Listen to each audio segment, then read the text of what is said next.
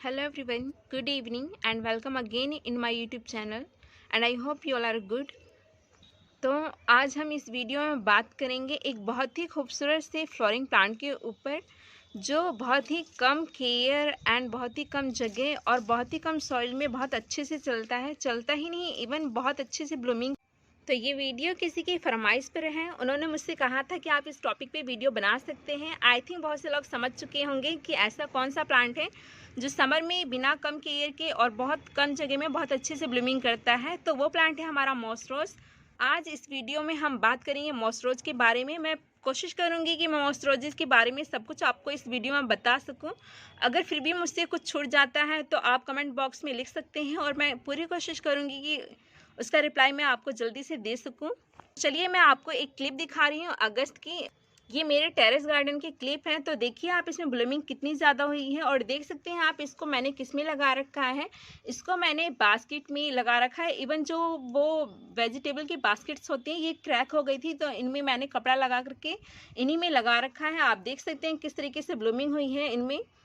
तो चलिए अब बात कर लेते हैं मॉस रोजेस के बारे में। अगर हम मॉस रोजेस की नेटिव कंट्री की बात करें यानी कि मॉस रोज की जहाँ से शुरुआत हुई थी तो मॉस रोज की शुरुआत हुई थी ब्राज़ील एंड अर्जेंटीना से। मॉस रोज एक समर ग्रोइंग प्लांट है और जिसमें ब्लूमिंग भी समर में होती है। समर ग्रोइंग यानी कि जिसमें ग्रोथ समर में होती है।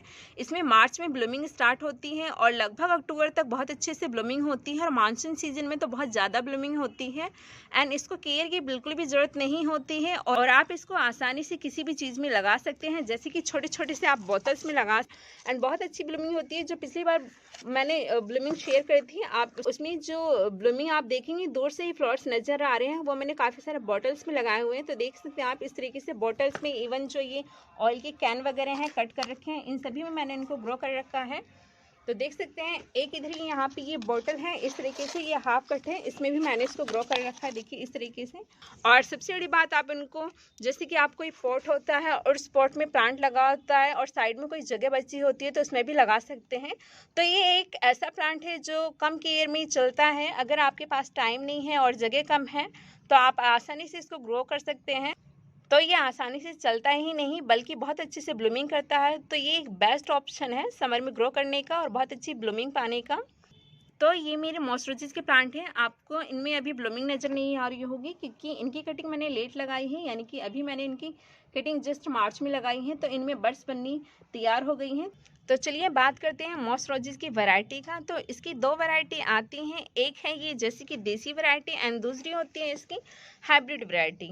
इन दोनों में थोड़ा सा डिफरेंस होता है। डिफरेंस सिर्फ यही होता है कि जो ये हमारी हाइब्रिड वैरायटी होती है ये थोड़ी सी सेंसिटिव होती हैं और जो इसकी स्टेम होती है वो थोड़ी सी पतली होती है देसी के कंपैरिजन में। देख सकते हैं आप ये देसी की जो स्टेम होती है वो थोड़ी सी मोटी होती है और देसी हमारा रफ एंड टफ होता है और जो हाइब्रिड होता है वो थोड़ा सा सेंसिटिव होता है और इसकी स्टेम थोड़ी सी पतली होती है। तो इस तरीके से इसकी दो वैरायटी होती हैं। और अब हम बात करेंगे प्रोपोगेशन की यानी कि इसको किस तरीके से ग्रो किया जा सकता है। तो इसको दो तरीके से ग्रो किया जा सकता है। फर्स्ट मेथड होता है बाय कटिंग यानी कि कटिंग के जरिए आपको कुछ नहीं करना है, हल्की छोटी सी कटिंग लेनी है। आप इसकी 1 इंच की 1.5 इंच की मतलब छोटी से छोटी कटिंग ले सकते हैं, आपको कुछ नहीं करना है। जैसे कि बहुत सी कटिंग में हमें नीचे की लीव्स हटानी पड़ती हैं, इसमें कोई ज़रूरत नहीं है, आप हटाइएगा भी नहीं तो भी इसकी कटिंग बहुत आसानी से लग जाएगी। सिर्फ कट करिए और इस तरीके से कटिंग को लगा दीजिए किसी भी सॉइल में और पानी डाल दीजिए और इसको आप सनलाइट में भी छोड़ देंगे तो अभी इसमें 2 से 3 दिन में रूट्स आ जाएंगी इस तरीके से। एंड सेकंड मेथड होता है इसको प्रोपेगेट करने का बाय सीड से। जैसे ही इसमें फ्लोरिंग खत्म हो जाती है उसमें सीड्स बनने लगते हैं। मैं आपको दिखाती हूँ किस तरीके से। देखिए ये सीड से अपने आप ग्रो हो रहे हैं। देखिए यहाँ आपको साइड में पॉट में नज़र आ रहे होंगे छोटे छोटे से, देखिए इस तरीके से और इनमें बड्स भी बन गई हैं। ये है इसकी हाइब्रिड वैरायटी। इसकी हाइब्रिड में सीड्स बहुत ज़्यादा बनते हैं तो मैंने इसमें कुछ सीड्स डाल दिए थे और देखिए आपको नज़र आ रहे होंगे ये छोटे छोटे से ग्रो हो रहे हैं सीड से ही और इवन इनमें बड्स बननी है देखिए इस तरीके से। तो सेकेंड इनको सीड से प्रोपोगेट किया जा सकता है इस तरीके से। अब बात करेंगे इनके सनलाइट रिक्वायरमेंट की यानी कि इनको कितनी सनलाइट की ज़रूरत होती है। दोनों ही वैरायटी चाहे वो हमारी देसी वैरायटी हो या फिर हमारी हाइब्रिड वैरायटी हो दोनों ही जो हीट टॉलरेंट प्लांट होते हैं, यानी कि इनको आप पूरे दिन की सनलाइट में रख सकते हैं, कोई इफेक्ट नहीं पड़ेगा। जहाँ समर में हमारे और जो प्लांट होते हैं उनकी हमें केयर करनी पड़ती है बहुत ज़्यादा, और डर रहता है कि ये प्लांट कहीं ख़राब ना हो जाए, वहीं मॉइस्चराइज बहुत ज़्यादा सनलाइट में भी बहुत अच्छे से ब्लूमिंग करते हैं और आपको बिल्कुल भी केयर नहीं करनी पड़ेगी। आप इनको पूरे दिन की सनलाइट में रख सकते हैं आसानी से, चाहे वो आपकी दोनों में से कोई सी भी वैरायटी हो। और अगर हम बात करें मिनिमम सनलाइट की, यानी कि कम से कम कितनी सनलाइट चाहिए इनको ताकि ये बहुत अच्छे से ब्लूम कर सके, तो आपको इनको 2 से 3 घंटे की सनलाइट ज़रूर देनी है ताकि ये बहुत अच्छे से ब्लूम कर सके। तो अब चलिए बात करते हैं वाटरिंग की, यानी कि इनको पानी कितना देना है। जैसे कि ये सकुलेंट वैरायटी के प्लांट हैं, यानी कि इनकी जो स्टेम और लीव्स में पानी स्टोर रहता है, तो इनको पानी का रिक्वायरमेंट ज़्यादा नहीं होता है। अगर इसकी सॉइल सूख जाती है और उसके बाद भी अगर आप इनको 2-3 दिन तक पानी नहीं डालेंगे तो भी ये बहुत अच्छे से ब्लूम करेंगे और इन पे कोई इफेक्ट नहीं पड़ेगा। तो इसलिए आपको पानी तभी देना है जब इनकी सॉइल पूरी तरीके से सूख जाए। और जो हमारी ये हाइब्रिड वैरायटी होती है, ये थोड़ी सी सेंसिटिव होती है। इसकी जो खराब होने का मेन रीज़न होता है वो ओवर वाटरिंग ही होता है। तो पानी का ध्यान रखिएगा, इसको पानी थोड़ा कम चाहिए होता है। इसको पानी आप तभी दें जब इसकी सॉइल पूरी अच्छी तरीके से सूख जाए। तो इस तरीके से आपको वाटरिंग का ध्यान देना है हाइब्रिड वैरायटी में। देसी में अगर पानी थोड़ा बहुत ज़्यादा भी हो जाएगा तो कोई इफेक्ट नहीं पड़ेगा। तो इस तरीके से आपको वाटरिंग करनी है देख करके, अगर सॉइल सूख जाए।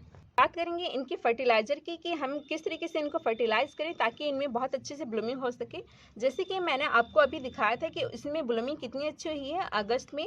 तो मैंने कुछ नहीं करा था, जो भी आप सॉइल मिक्सचर बनाए तो सॉइल मिक्सचर में कंपोस्ट इस तरीके से डालें ताकि इनको अच्छे से फर्टिलाइज़र मिल सके। तो आपको ऐसा सॉइल मिक्सचर बनाना है जिसमें आप 30 to 20% जरूर कंपोस्ट डालें। जो भी आपके पास कंपोस्ट हो, वर्मी कंपोस्ट हो या फिर कार्डन कंपोस्ट हो, वो एक बार डाल दें जब भी आप सॉइल मिक्सचर बनाएं। उसके बाद आप इसको 1 महीने में लिक्विड फर्टिलाइजर डाल सकते हैं। वो कोई सा भी लिक्विड फर्टिलाइजर आप इसको डाल दें, चाहे वो किचन वेस्ट का हो या काऊ डंग का हो या फिर वर्मी कंपोस्ट का हो। तो आप कोई सा भी इसमें लिक्विड फर्टिलाइजर डाल देंगे तो उससे काम चलता रहता है। मैं तो बहुत कम फर्टिलाइजर डालती हूँ इनमें, तो भी इसमें बहुत अच्छी ब्लूमिंग होती है। के बाद अगर हम सॉइल की बात करें तो जैसे कि मैंने आपको बताया कि इनको पानी का रिक्वायरमेंट कम होता है और ये सेमी सकुलेंट प्लांट है। जितने भी हमारे सेमी सकुलेंट या सकुलेंट वैरायटी के प्लांट होते हैं उनको हमें वेल ड्रेन, यानी कि सभी प्लांट को हमें वेल ड्रेन सॉइल बनानी चाहिए। और होल्स का पूरा ध्यान रखिएगा क्योंकि इसकी जो खराब होने का कारण होता है वो ओवर वाटरिंग ही होती है। तो होल्स अच्छे बनाइएगा, यानी कि पानी बिल्कुल भी रुकना नहीं चाहिए। और सॉइल मिक्सचर इस तरीके से बनाइए, आप उसमें 50% नॉर्मल गार्डन सॉइल ले सकते हैं, 30% उसमें कोई सा भी कंपोस्ट डाल दें एंड 20% आप उसमें सैंड डाल दें। तो इस तरीके से सॉइल होनी चाहिए। देखिए, तो पानी रुकना नहीं चाहिए और एक बार आप डालें तो उसके बाद पानी नीचे चला जाना चाहिए पूरी तरीके से। तो इस तरीके से आप इसका सॉइल मिक्सचर तैयार कर सकते हैं।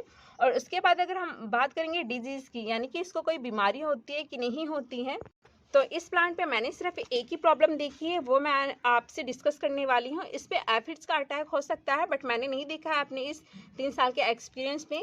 मैंने जो इस पे अटैक देखा है वो सिर्फ मिलीबग का अटैक देखा है। जब आप इस प्लांट को ऐसी जगह रख देंगे जहाँ पर इसको कम सनलाइट मिलेगी और जब बहुत ज़्यादा बारिशें होती हैं लगातार कंटिन्यूस मानसून में, तब इस पर मिलीबग का बहुत ज़्यादा अटैक हो जाता है। तो इस तरीके से इस पे यही 1-2 इशू देखे जाते हैं और इस पे कोई ऐसा इशू नहीं होता है कि आपको टेंशन लेने की ज़रूरत है। तो इनका प्रिवेंशन कैसे कर सकें, यानी कि बचाव कैसे कर सकें, तो यही करिए, सनलाइट ज़्यादा दीजिए इनको। और जब बारिश हो लगातार तो आप इन पे नीम ऑयल का स्प्रे करते रहिए और इस तरीके से आप इनको बचा सकते हैं मिलीबग के अटैक से। और अगर मिलीबग का अटैक हो जाता है तो आप ये कर सकते हैं, जो भी नीम ऑयल का स्प्रे या फिर सौंफ का स्प्रे बनाकर आप इन पे पूरी तरीके से स्प्रे कर देंगे तो मिलीबग इस पे से हट जाएंगे। तो इस तरीके से आप मिलीबग को हटा सकते हैं अगर लग भी जाते हैं बारिश लगातार होने के बाद।